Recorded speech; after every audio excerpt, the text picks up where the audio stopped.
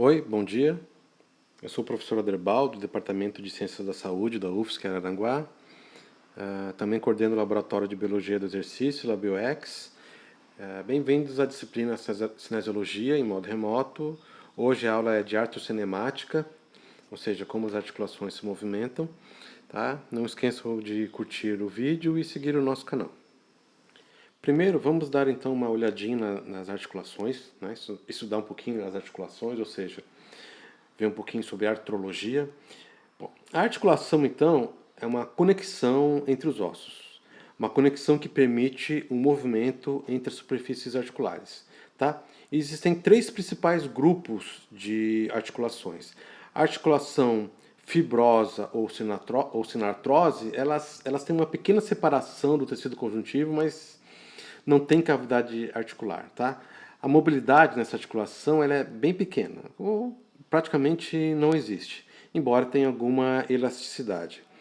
A segunda articulação cartilaginosa, também conhecida como anfiartrose, essas são levemente móveis. Elas têm uma separação cartilaginosa e não apresentam também cavidade articular. Tá? Também a ADM é reduzida. E a última articulação, que é a articulação do movimento, são as articulações sinoviais ou de artrose. Essas possuem sim uma cartilagem que separa as articulações, tá? Como as articulações do joelho, do quadril, do cotovelo, né? Entre outras. E elas possuem uma cartilagem especializada para o movimento, que é uma cartilagem hialina, tá? Também possuem algumas características que a gente vai ver a seguir. Vamos pegar como exemplo, então, a articulação do joelho. Tá? Então, nós temos aqui os três ossos, fêmur, tíbia e patela, que formam duas articulações, a articulação tíbio-femoral e a articulação fêmuro-patelar. Tá? Então, para ser uma articulação, nós temos que ter, então, tecidos conectivos especializados. O primeiro deles é a cápsula. Tá? Essa cápsula, então, é uma cápsula articular que envolve a articulação. Tá? E ela serve também para estabilidade da articulação. Tá? Bom, a face interna dessa cápsula articular ela é coberta por um tecido que chama tecido sinovial. Tá? E esse tecido sinovial é quem produz o líquido sinovial, responsável pela nutrição e lubrificação da articulação, já que é uma articulação de movimento e precisa ter um baixo atrito entre as superfícies articulares. Tá? Como é uma articulação de movimento, ela precisa de estabilidade durante os movimentos. Então essa articulação é reforçada por ligamentos. Muitas vezes ligamentos externos e alguns ligamentos internos. Tá? Então aqui a gente tem, por exemplo, ó, o ligamento colateral lateral do joelho, são ligamentos externos da articulação. Tá? O ligamento colateral medial do joelho, também um ligamento externo. Tá? E lá dentro, ó, tá? Lá dentro a gente tem dois ligamentos cruzados. Aqui vou pegar como exemplo o ligamento cruzado posterior do joelho, que acaba então ajudando na estabilidade dessa articulação. Tá? Bom, como essas articulações são articulações do movimento também, muitas vezes elas têm discos fibrocartilaginosos para melhorar a congruência articular, ou seja, para melhorar a relação articular entre as superfícies articulares dos ossos, no caso aqui o fêmur e a tíbia. Então a gente tem aqui, por exemplo, os meniscos, ó, tá? A gente tem os meniscos, deixa eu, ali, ó, no caso o menisco lateral, e o objetivo então desse menisco é melhorar então a congruência articular, o que acaba também melhorando a estabilidade da articulação. O sexo desempenha um papel muito importante na artrologia, devido ao papel do hormônio relaxina, que é maior nas mulheres. Tá? Então, esse hormônio ele é sintetizado nos ovários, na placenta, nas glândulas mamárias, tá? E suas concentrações máximas ocorrem na gestação para facilitar a mobilidade articular e permitir então a passagem da criança pelo canal do parto, tá? Os homens produzem um pouquinho na próstata, que sai principalmente no sêmen, e acaba a relaxina não tem um papel importante nos homens, tá? Por isso é que a gente observa uma ADM maior nas mulheres. Por isso que a gente observa uma mobilidade maior nas mulheres, uma amplitude de movimento superior nas mulheres.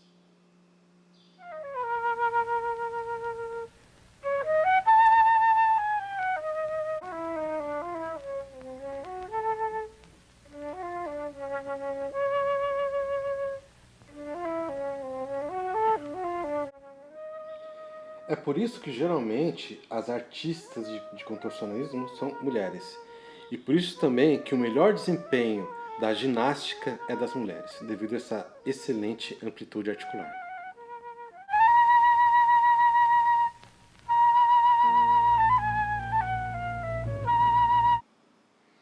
Por outro lado, os homens possuem articulações mais estáveis, tá? Nós temos dois principais grupos de estabilizadores das articulações, os estabilizadores passivos ou primários e os ativos ou secundários, tá? Pessoal, o principal responsável pela estabilidade de uma articulação é a anatomia óssea. Então, é a anatomia tridimensional desses ossos, tá? Então, a gente vai ver que existem articulações mais estáveis e menos estáveis devido à configuração da anatomia óssea, tá? Segundo, vem a cápsula articular e os ligamentos, que ficam mais tensos ou mais relaxados de acordo com a posição articular, que a gente vai ver mais adiante, tá? Nesse sentido, a relaxina, aquele hormônio que a gente comentou anteriormente, ela acaba influenciando a mobilidade da cápsula articular e dos ligamentos, deixando então as mulheres com um pouquinho maior de liberdade de movimento, de amplitude de movimento, tá? Bom, os estabilizadores ativos ou secundários são os músculos, tá? Então, os homens têm maior estabilidade articular devido a maior massa muscular providenciada pela testosterona. Então, essa característica sexual dos homens acaba levando a maior trofismo muscular e, consequentemente, também uma maior estabilidade articular.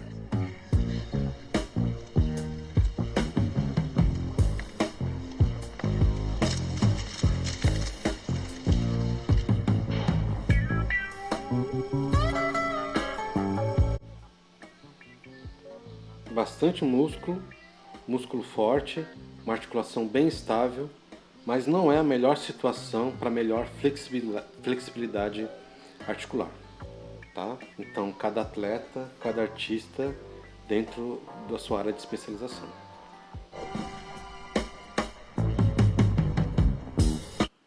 Também é importante para nós avaliarmos a posição articular dessa articulação. Tá? O que isso significa? Significa o grau de tensão da cápsula e dos ligamentos. Então, quanto mais tenso essa cápsula e esse ligamento, menor a mobilidade da articulação. Então, nós teremos situações em que essa posição articular, a articulação vai estar mais estável e menos móvel, e teremos posições em que a articulação está menos estável, né? Ou seja, e mais móvel. Tá? Então, tá aqui. Ó. Em muitas articulações, as superfícies articulares se encaixam melhor em uma certa posição, geralmente no fim da amplitude do movimento ou próximo dele. Tá? Então, nos finais da amplitude de movimento, existe um melhor encaixe das articulações. Essa é uma posição chamada de posição de bloqueio, uma posição de bloqueio articular, de congruência máxima, ou close packed, pacote fechado. Tá? Nessa posição, então, olha só, a maioria dos ligamentos e da parte da cápsula está tensionada, o que proporciona grande estabilidade para a articulação. Tá? Então, numa articulação bloqueada, os movimentos acessórios são mínimos. A gente vai ver mais para frente o que são esses movimentos acessórios. Tá? Essa posição, apesar de ter pouca mobilidade e grande estabilidade, está associada a muitas funções das articulações dos membros inferiores. Tá? Então, as outras posições, quando esses ligamentos não estão tensos, é conhecido como posição de desbloqueio. Tá? Basicamente, cápsula e ligamentos estão frouxos e existe um aumento desses movimentos acessórios, que a gente vai ver mais para frente. Tá? No caso, então, a articulação está menos congruente, menos estável, mas ela está desbloqueada para a gente realizar os movimentos, principalmente os movimentos de flexão articular. Tá? Bom, então resumindo aqui, a posição de bloqueio ou closed pack, a gente tem uma grande congruência articular, uma grande tensão ligamentar, e a gente vai ver o exemplo mais a seguir. Na posição de desbloqueio, são as outras posições onde a gente não tem essa grande congruência articular e tensão ligamentar. Ou seja, a gente tem ligamentos mais frouxos que permitem os movimentos, tá? Como a gente vai ver a seguir. Então a posição de desbloqueio é importante para todos os movimentos. A gente não pode ter tensão ligamentar para realizar os movimentos do corpo. Então, de modo geral, os movimentos estão relacionados à posição de desbloqueio. Tá? Isso tem a ver também com a postura. O que vocês acham da postura dessas pessoas, né? Naquela visão maquineísta? A postura dessas pessoas está certa ou errada? Tá? Temos então aqui exemplos do que a gente chama de postura relaxada. Então, quando você vai no shopping, com certeza você vai ver alguém na frente de uma vitrine assim, ó, ou assim, parado esperando, né? Dessa forma. Diferente daquela posição que é chamada de postura correta, que é aquela posição anatômica. Tá? Isso é devido a um erro de tradução. Tá certo?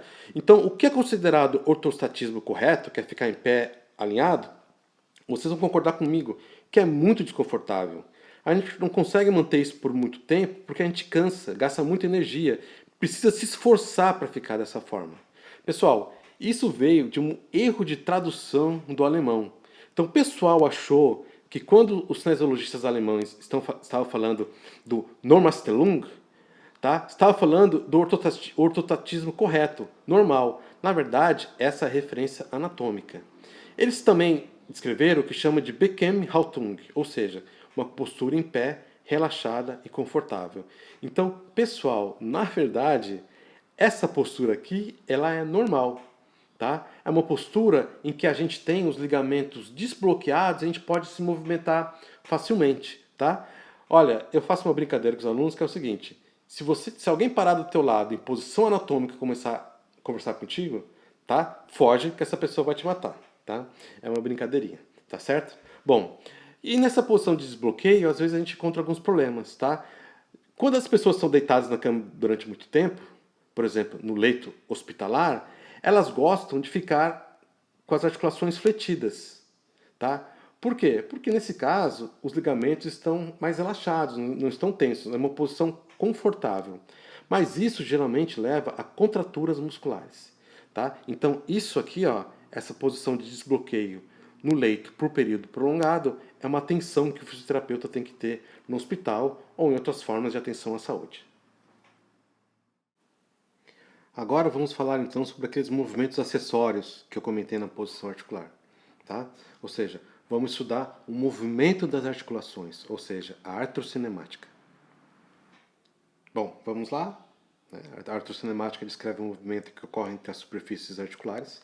Tá? Bom, pessoal, enquanto os movimentos da osteocinemática nos três planos são voluntários, a gente tem uma quantidade, né, de movimento, os movimentos das superfícies articulares, que são três, rolamento, deslizamento e giro, eles são involuntários. São movimentos até conhecidos como micromovimentos, são movimentos acessórios, são movimentos para ajuste articular. Esses movimentos melhoram a qualidade da mobilidade articular. Vamos ver então quais são esses três movimentos. Tá? Temos então aqui o rolamento, o deslizamento e o giro. O rolamento, então, a definição é essa aqui. Múltiplos pontos de uma superfície articular em rotação fazem pontos com múltiplos pontos da superfície. Complicado de entender, né? É como um pneu rolando sobre um asfalto. Peguei a bola emprestada do Hugo, tá? Então, para o primeiro movimento, que é o rolamento, é isso aqui, ó. Esse movimento, ó. Então, as articulações rolam umas sobre as outras. Então, quando a superfície articular de um osso rola sobre o outro, então esse osso se movimenta na direção do rolamento. O deslizamento é quando um único ponto na superfície faz contato com múltiplos pontos, ou seja, como um pneu parado, tá, deslizando sobre um asfalto com gelo. Outro exemplo é o deslizamento, tá? Então, o deslizamento é simples, ó. É esse movimento aqui, tá? Então, por que a articulação não sai correndo do corpo, né? Porque ao mesmo tempo que ela rola, ela acaba tendo movimento de deslizamento também. E temos o giro, quando um único ponto em uma superfície articular faz contato também com um único ponto, mas ela está girando, como um peão. E o último movimento é o giro. Então a gente já viu o rolamento, já viu o deslizamento e o giro, esse movimento aqui, ó. Tá? Muito associado aos movimentos de rotação.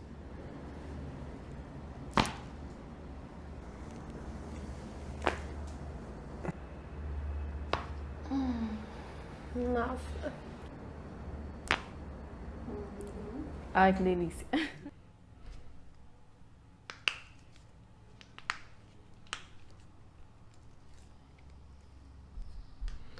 E agora, estalar os dedos. Traz algum benefício ou traz algum prejuízo para as articulações?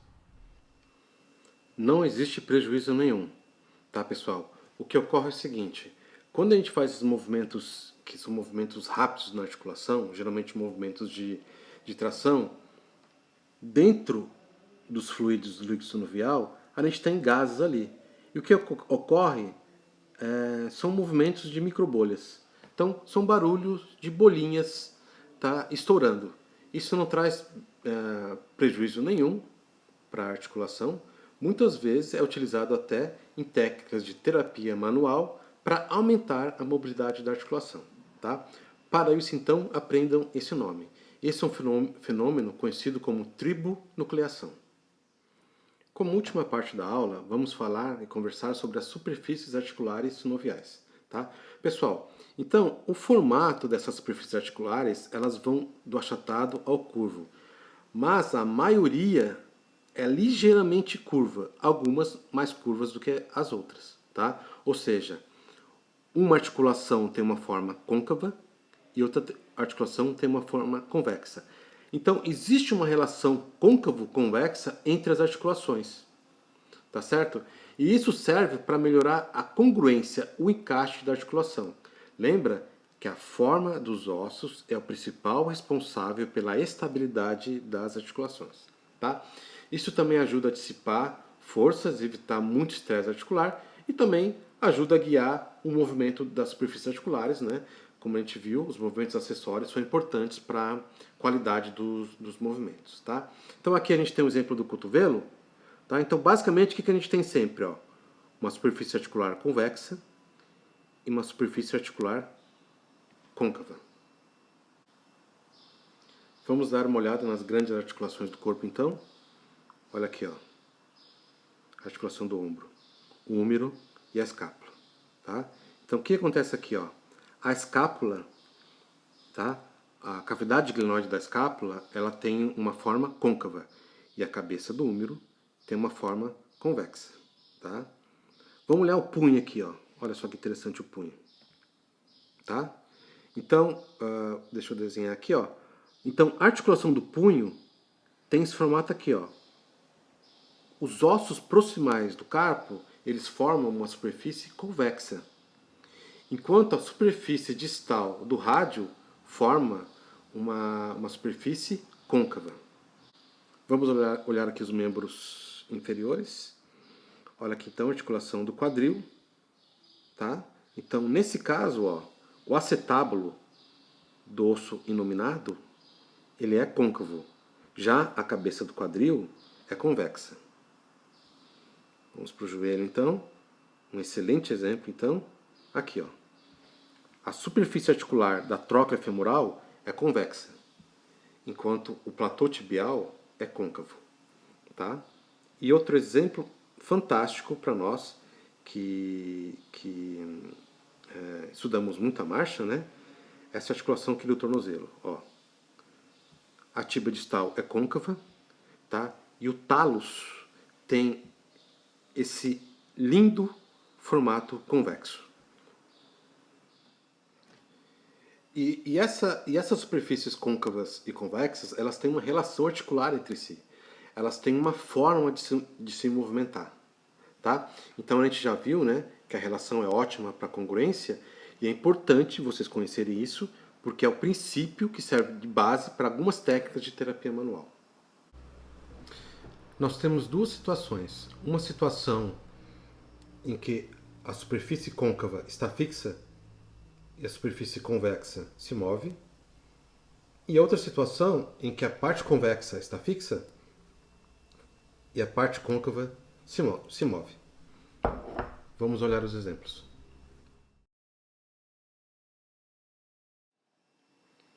Aqui temos o exemplo então do cotovelo, tá? Então vimos que a parte distal do húmero é convexa e a parte proximal da una é côncava, tá? Então esse é o movimento de flexão e extensão do cotovelo, tá?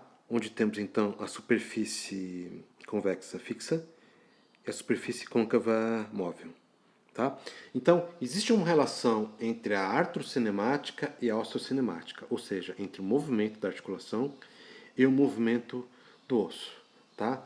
Preste atenção na direção dessas setinhas, que elas servem para a gente verificar a direção do movimento da superfície articular. Tá? E o osso, né, ou vai para um lado ou vai para o outro. É fácil de verificar. Tá?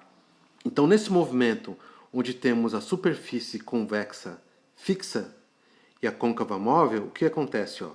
No movimento de flexão, tá vendo? Ó? Tá? A articulação se move para cima e o osso se moveu para cima também. Então, nessa situação, superfície articular e osso se movem na mesma direção. Tá? Durante a extensão, então, a gente vai ver que a superfície articular vai deslizar para baixo e o osso vai se movimentar para baixo. Tá? Então, no movimento de extensão, superfície articular e diáfise óssea se movem na mesma direção. Aqui já temos outra situação. Tá? Nesse caso, a gente tem a cavidade glenoide da escápula côncava e a cabeça do húmero convexa se movendo. Tá? Esse movimento, então, de abdução e adução do ombro. Tá?